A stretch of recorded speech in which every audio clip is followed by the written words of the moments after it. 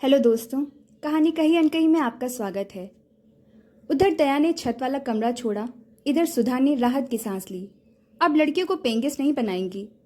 दया जैसी लड़कियों को तो कतई नहीं। गजब की लड़की थी। मॉडलिंग के व्यवसाय से मेल खाता खिलंदड़ा स्वभाव, अंग्रेजी मिश्रित हिंदी बोलते युवक मित्र, ताक झाक करते मोहल्ले के लड़के, late night parties, hi bye. Sudha Daya को सचेत करती, दया ये कौन लड़के लड़कियां तुम्हारे पास आते रहते हैं, देर रात तक हल्ला करते हैं। जानती हो मोहल्ले वाले क्या कहते हैं? माय फुट दीदी। कौन क्या कहता है ये जानने में मुझे कोई रुचि नहीं है, पर मेरी रुचि यह जानने में है कि तुम्हारे पास आने जाने वाले लोग अच्छे हैं या बुरे हैं, कैसे हैं। मुझे तुम्हारी फिक्र होती है दीदी। मैं अच्छे बुरे का टेंशन नहीं लेती, मुझे अपना काम साधना होता है। मेरा काम ही ऐसा है कि मैं छुई बनकर नहीं बैठ सकती। पर अकेली लड़की को सोच समझ कर चलना होता है। लोगों की बात सुनकर मुझे अच्छा नहीं लगता। आपको असुविधा है तो मैं शिफ्ट कर लेती हूँ। सुधा ने नहीं चाहा था कि दया चली जाए। इन 3 वर्षों में सुधा दया से स्नेह करने लगी थी और उसके कुशल क्षेम का ध्यान रखना अपना दायित्व समझती थी। दया के चले जाने से घर शांत हो गया। ऊपर शोर होता था तो किसी के आसपास होने का बोध होता था। शोर से असुविधा थी, पर यही शोर आदत में शुमार भी हो गया था। पति के निधन के बाद सुधा को उसी फैक्ट्री में अनुकंपा नियुक्ति मिल जाने से आर्थिक संकट न था, पर सहारे के बोध के लिए वह चाहती थी कि छत वाला कमरा भरा रहे। दया के चले जाने के बाद अब घर में केवल 35 वर्षीय सुधा और उसकी 11 वर्षीय पुत्री निधि ही बच गए। छत और दीवारें शायद बहुत दिनों तक अकेली नहीं रहती। छत वाला कमरा 6 माह की रिक्ति झेलकर आबाद हो गया। सुधा के बॉस ने आत्माराम की चर्चा की। सुधा जी, आप पेंगेस्ट रखती है ना? मेरा एक मित्र इस ब्रांच में आ रहा है। एक सड़क दुर्घटना में उसकी पत्नी और बेटा चल बसे।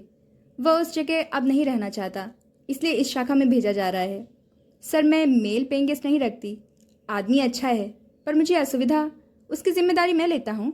नया पेइंग गेस्ट आत्माराम दया के विपरीत था। इतना चुप और एकांत प्रिय कि उसका होना दर्ज तक नहीं होता था। निधि सीढ़ियां चढ़कर उसे चाय नाश्ता खाना आदि दे आती और वह प्रतिक्रिया विहीन भाव से खा लेता। दया का जाना मोहल्ले के लड़कों को खल गया। दया क्या गई, रौनक चली गई। दया नहीं तो कोई नहीं। क्रोधवश लड़के अहाते में रखी आत्माराम की मोटर बाइक के पहियों की हवा निकाल देते। ऑटो वाले की पुकार सुनकर सुधा फैक्ट्री जाने के लिए निकली तो देखा आत्माराम उदास भाव से बाइक के पास खड़ा है। अनायास पूछ बैठी, आप गए नहीं? आज फिर पहियों में हवा नहीं है। मेरे साथ कोई शरारत कर रहा है। आज फिर लेट हो जाऊंगा। ऑटो में चलेंगे? सुधा को नहीं मालूम कैसे कह गई, जी आइए, देर हो रही है। दोनों को एक साथ ऑटो में देखकर मोहल्ला जागरूक हो गया। दया के रंग ढंग सीख गई है। आज उसे ऑटो में ले गई है, कल उसकी बाइक पर जाएगी। ऑटो का पैसा बचेगा। आत्माराम ने आखिर हवा निकालने वाले को पकड़ ही लिया। रंगदारी दिखाते हो? Sorry uncle. युवक, जिसका नाम विभोर था, ने क्षमा मांगी, पर आत्माराम की मजबूत पकड़ से अपनी बाह न छुड़ा सका। दृश्य देख खिड़की पर खड़ी विभोर की मां अधम की, लड़के का हाथ तोड़ोगे? आत्माराम ने पकड़ ढीली न की। हाथ क्या, सिर भी फोड़ सकता हूँ। मुझे तंग करने का नतीजा बुरा होगा। देखो मिस्टर, ये शरीफों का मोहल्ला है। लड़के असामाजिक हो रहे हैं और कहती हैं शरीफों का मोहल्ला है।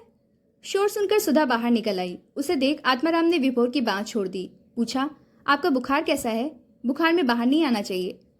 सुधा बुखार के कारण 2 दिनों से फैक्ट्री नहीं जा रही थी। बोली, ठीक है। निधि ने शिकायत की, झूठ। अंकल, मम्मी को तेज बुखार है, फिर भी आपके लिए खाना बना रही हैं। मेरे लिए नहीं, चलिए आप भीतर चलिए, आत्माराम ने आग्रह किया। सुधा विवाद में नहीं पड़ना चाहती थी, लौट चली। पीछे पीछे निधि का हाथ पकड़े हुए आत्माराम दाखिल हुआ। आप आराम करें, मैं बाहर खा लूंगा। निधि के लिए तो बनाना पड़ेगा ही, और आप भी। मैं निधि के लिए कुछ लेता आऊंगा, आप आराम करें। नहीं, सुधा संकोच में थी। क्या नहीं? पता नहीं कौन सा भेद पा लेने के लिए वहां आ पहुंची विभोर की मां ने सुधा को चौंका दिया। अरे भाई, बीमारी में मदद लेने में कोई बुराई नहीं है। सुधा, हमें तो तुम अपनी परेशानी बताती नहीं, अकेले जूझती रहती हो। सुधा जानती है, जब से उसके पति नहीं रहे तब से मोहल्ले वालों को उसकी गतिविधियों पर नजर रखने का विशेषाधिकार मिल गया है। अनुमान लगाया जाता है कि वह कहाँ जाती है, कैसे रहती है, उसके घर कौन आता है। काम वाली बाई से पूछताछ की जाती है, मानो उसकी जिंदगी व्यक्तिगत ना रहकर सार्वजनिक हो गई हो। जब से आत्माराम आया है, जासूसी तेज कर दी गई है। वही मंशा लेकर विभोर की माँ आ डटी हैं। सुधा कहने लगी, अकेले जूझने की मैंने आदत डाल ली है। मेरा मानना है कि समस्या मेरी है तो निदान भी मुझे ही ढूंढना चाहिए। हाँ, निदान तो ढूंढने पड़ते हैं। विभोर की मां ने आत्माराम पर इस तरह नजर डाली मानो पूछना चाहती हो कि कहीं सुधा के निदान आप तो नहीं। आत्माराम ने उस नजर को भांप लिया। महिला के जाने के बाद अनायास कह बैठा, सुधा जी, आपको नहीं लगता कि लोग आपके घर में अनावश्यक रुचि लेते हैं? दरअसल अकेली स्त्री को लोग चैन से नहीं जीने देते। सुधा का स्वर नम था, पता नहीं बुखार से या असहाय से। वह इसलिए कि अकेली औरत खुद को असहाय, निरुपाय हो चुका मान लेती है। वह अपनी व्यक्तिगत स्वतंत्रता, मौलिक अधिकारों के प्रति सजग नहीं रहती। अपनी रुचि, पसंद और इच्छा को व्यक्त करने में डरने लगती है कि लोग क्या कहेंगे। वह अपने में सिमटी हुई, दूसरों का मुंह जोती हुई, ताने उल्हाने सुनती हुई इस तरह जीती है मानो अपराध किया है, जबकि लोग इतने क्रूर हैं कि उसकी व्यवस्था से आनंद उठाते हैं। सुधा को लगा उसके दहकते घावों पर लेप लगाया जा रहा है। बोली, दुनिया का चलन ही ऐसा है। गलत चलन है। ऐसे लोगों का एक ही उपचार है, इन्हें करारा जवाब दिया जाए। चुप रहना खुद को निर्दोष साबित करना नहीं है, बल्कि इस बात की पुष्टि करना है कि हम कहीं ना कहीं दोषी हैं। आप ठीक कहते हैं। आत्माराम के जाने के बाद सुधा उसके विषय में सोचती रही। सीधा साधा इंसान है, अकेलेपन की निराशा और जड़ता को अनुभव कर चुका है। शायद इसलिए इसके आ जाने से आश्वस्ति सी जान पड़ती है। दिनचर्या में नियमितता और गतिशीलता आ गई है। दोनों वक्त खाना बनने लगा है, वरना कभी पराठे बना लेती थी तो कभी पोहा, कभी ब्रेड बटर। निधि की उससे अच्छी मित्रता हो गई है। निधि को गणित पढ़ा देता है, बहुत से बिंदुओं पर उसे सही सलाह देता है।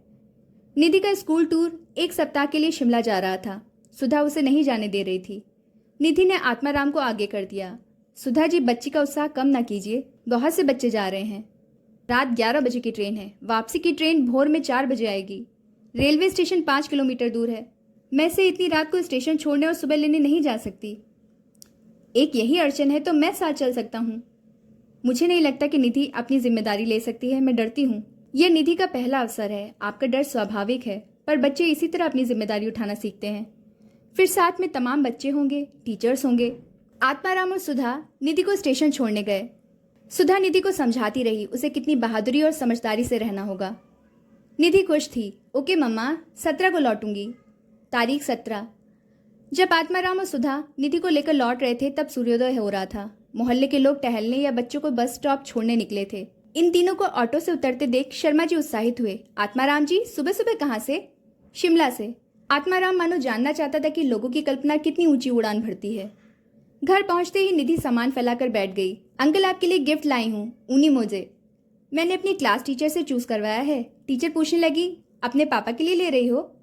मैंने कहा नहीं, अपने अंकल के लिए। मेरे पापा नहीं हैं, पता नहीं क्यों सब लोग ऐसा बोलते हैं।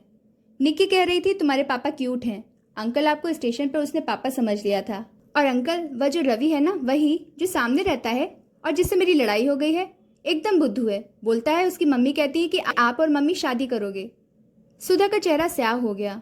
निधि समझ गई कि कुछ गलत कह गई है। छी, रवि की मम्मी बहुत गंदी है।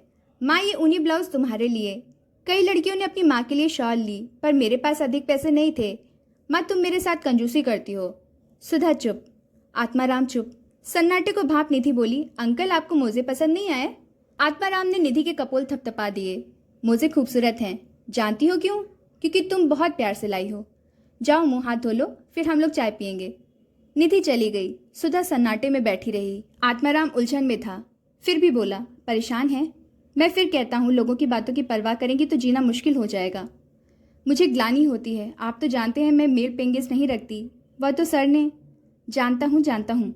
लोगों के भीतर फितूर भरा होता है और ऐसे लोगों का नैतिकता जैसे शब्द से वास्ता नहीं होता। आप ना घबराएं। नहीं घबराती, पर लोगों के पास क्या प्रमाण है? सुधा का निराशाजनक स्वर। प्रमाण की जरूरत नहीं है। आप मुझे लेकर असुविधा या अड़चन पाती हैं तो चला जाता हूँ। नहीं, आप नहीं जाएंगे। एक भरोसा है, कोई संकट आया तो आप साथ होंगे। सब लोगों की बातों का मातम मनाना छोड़िए, खुश रहिए। आपको अपने तरीके से जीने का हक है। तथ्य क्या है ये मैं जानता हूँ, आप जानती हैं। लोग जाने ये जरूरी नहीं है। स्त्री और पुरुष के बीच सामाजिक या असामाजिक संबंध हो ही ये जरूरी नहीं है। बिना किसी संबंध के भी सहृदयता रखी जा सकती है। ईमानदारी और नैतिकता के साथ एक दूसरे की मदद की जा सकती है, और यदि ऐसा होता है तो यह मनुष्य का मनुष्य के साथ सबसे बेहतरीन संबंध है। चाय पीकर आत्माराम अपने कमरे में चला गया। सुधा यूं ही चिंतन की मुद्रा में बैठी रही, मानो लोगों का सामना करने के लिए खुद को तैयार कर रही हो।